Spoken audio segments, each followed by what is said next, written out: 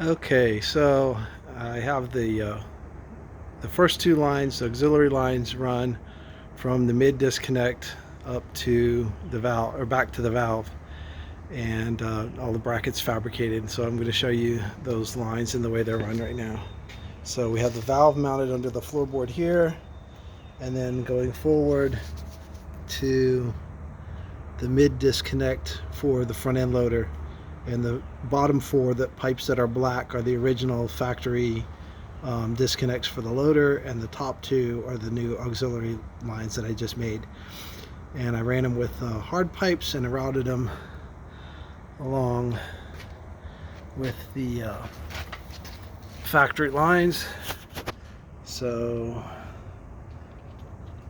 they come from the valve down along those lines and up right next to the factory lines, and they're back out of the way of the tire. They're clear for mounting and unmounting the loader, and all of the lines are accessible right here from the front.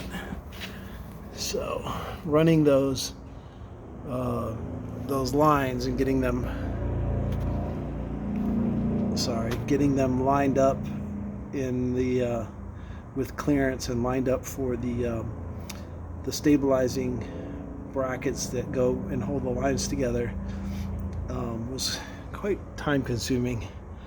I think these two lines together took me about 8 hours, but I'm pretty happy. It's very similar to the factory location, but the factory option for the front end loader third function was rubber hoses right here that go all the way back to the rear remotes, and I did not want the rubber hoses. I wanted hard lines because they are a little bit vulnerable down here, and I wanted them to be sturdy, and I wanted them to be actually adding a little bit of cooling capacity and not insulated like rubber lines would be.